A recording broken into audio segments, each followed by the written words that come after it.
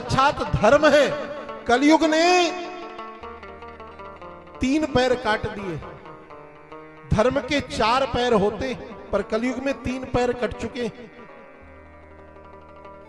सत्य, तप, शौच और दान, ये 4 पैर हैं धर्म के। सत्य कोई बोलता नहीं। आजकल जो सच बोले तो मान लो कलयुग का प्रवेश नहीं है उसके जीवन में। पर आजकल झूठ बोलने की तो एक मशीन आ गई है, सबके जेब में पड़ी है, फोन, झूठ बुलवाती रहती है।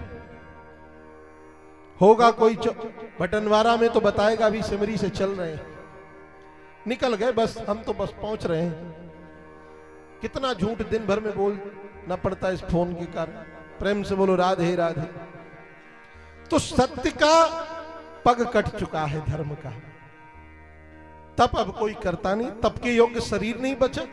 ज्यादा ठंड लग जाए जल्दी कपड़े डालो, ज्यादा गर्मी लग जाए एसी चालू करो, तो तप के योग्य शरीर नहीं बचा।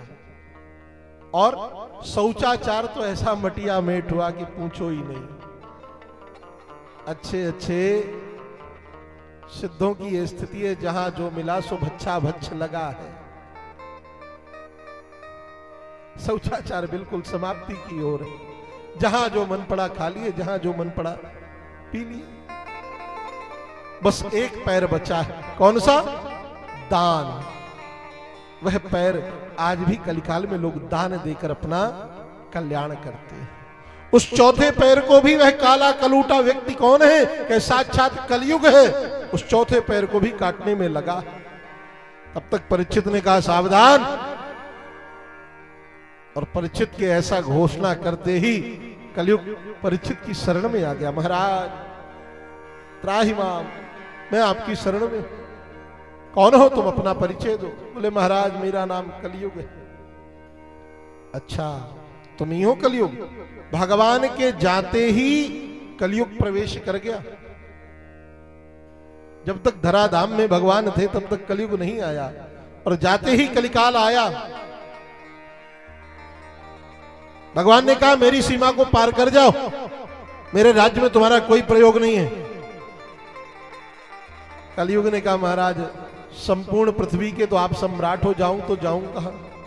सब जगह तो आपका राज्य है। तो 4 जगह कलयुग को ठहरने के लिए परीक्षित ने दी। कौन कौन सी जगह दी? दूतम पानम स्त्रियः सूनाम यत्रा धर्मश्चतुर्विधा। दूतम पानम, जहां मदिरा पी जाती है, जहां मद्यपान होता है वहां प्रचंड कलिकाल है। स्त्रियः सूनाम, जहां परस्त्री गमन होता है वहां कलिकाल का वास है। जहां जुआ खेला जाता है वहां कलयुग का वास। अब जुआ भी कई प्रकार का हो गया। आजकल तो डिजिटल जुआ आ गया, फोन में चलता है। प्रेम से बोलो राधे राधे। जुआ तो जुआ है, चाहे जैसा हो। और चौथा है अधर्म आचरण पूर्वक धनोपार्जन। इन 4 जगहों पर कलयुग का वास है। कलयुग ने कहा महाराज चारों जगह ऐसी दे दी कि कोई अतिथि आएगा तो कहां बिठा लूंगा, कोई विशिष्ट व्यक्ति आएगा कभी तो कहां मैं उसे रखूंगा। कोई ऐसी जगह दो जहां किसी अतिथि को बिठाल सके।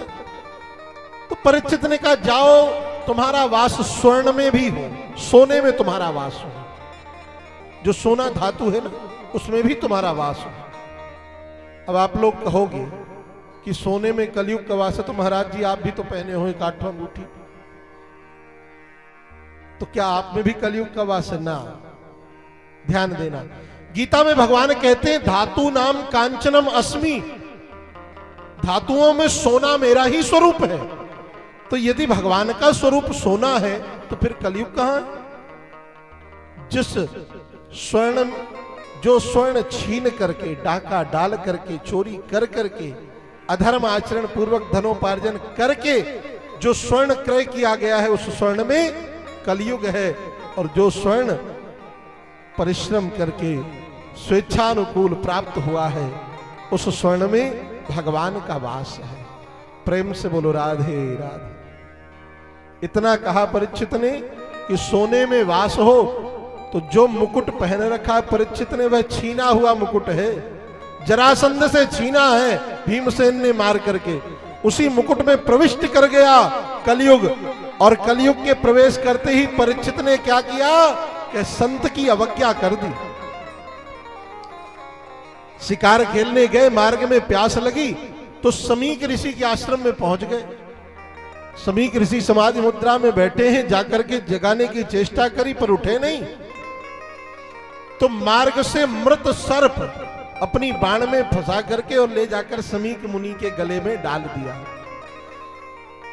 जब समीक ऋषि के गले में मृत सर्प डाला तो यह बात समीक के पुत्र श्रृंगी को पता चली। और जब श्रृंगी को पता चली कि मेरे पिता का इतना परिहास किया, उपहास किया दुष्ट राजा ने, तो सरस्वती नदी में संध्योपासन कर रहे थे श्रृंगी समीक के पुत्र। सरस्वती नदी का जल हाथ में लिया और श्राप दे दिया, अरे परीक्षित तुमने मेरे पिता के गले में सर्प डाला है तो चिंता मत करो, परीक्षित नामक सर्प के डसने से तुम्हारी, तक्षक नामक सर्प के डसने से तुम्हारी 7वें दिन मृत्यु होगी, ऐसा मेरा श्राप है। तक्षकः सप्तमे हनि। अब श्राप तो लग गया पर यह बात परीक्षित को नहीं पता चली। ऋषि पुत्र ने श्राप दे दिया पर परीक्षित को बोध नहीं हुआ। परीक्षित जब शिकार आखेट खेल करके शिकार करके वापस आया, मुकुट उतार करके रखा और जैसे ही मुकुट उतारा तो परीक्षित से कलयुग भी निकल गया मस्तक से। बोध हुआ, अरे राम आज तो बड़ा अपराध कर दिया मैंने, बड़ा घोर अपराध कर दिया, संत की अवज्ञा कर दी, क्या करूं, कौन सा प्रायश्चित करूं। यह बात कि परीक्षित को श्राप लग चुका है समीक ऋषि को पता चली तो अपने शिष्य को भेजा, जाओ परीक्षित को बताओ कि परीक्षित के पास अब जीवन में केवल 7 ही दिन बचे। इन 7 दिनों में परीक्षित अपने मोक्ष का, अपनी मुक्ति का साधन खोज ले। जब यह बात परीक्षित को पता चली कि 7वें दिन हमें तक्षक नाम का सर्प डसेगा तो दुखी नहीं हुए परीक्षित, प्रसन्न हुए, क्योंकि संत की अवज्ञा का प्रायश्चित खोज रहे थे। और देखो संत कितने दयालु हैं कि स्वयं प्रायश्चित दे दिया। परीक्षित ने अपने पुत्र जन्मेजय को राज सिंहासन पर बिठाला, तत्क्षण राज गद्दी पर बिठाल करके परीक्षित चल दिए गंगा तट की ओर। और किस भाव से चले कि भूख लगे तो मांग खाइयो, गिनी हो ना सांझ सवेरो। गंगा तट की ओर चले परीक्षित इस भाव से कि चल करके भगवान को प्राप्त करें। 7 दिन है जीवन में, कौन सा साधन करें, क्या उपक्रम करें कि भगवान की प्राप्ति हो जाए। आज संपूर्ण संसार में जब यह पता चला कि परीक्षित को श्राप लग चुका है तो बड़े बड़े संत परीक्षित के कल्याण के लिए चल दिए। कि तितिच्छया करुणया मैत्र्या चाखिल जंतुषु समत्वेन च सर्वात्मा भगवान संप्रसीदति। परीक्षित को जब यह बात पता चली है तो पुत्र को सिंहासन पर बिठाला और गंगा तट पर बैठ गए परीक्षित। बड़े बड़े संत आ रहे हैं, विश्व वशिष्ठ, पराशर, च्यवन, अंगिरा,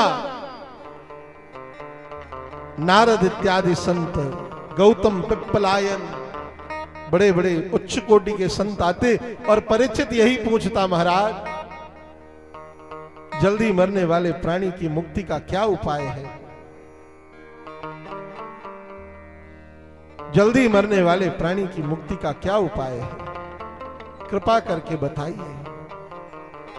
पर सभी संत परीक्षित के प्रश्न को तो सुनते पर मौन हो जाते, कोई उत्तर नहीं देते।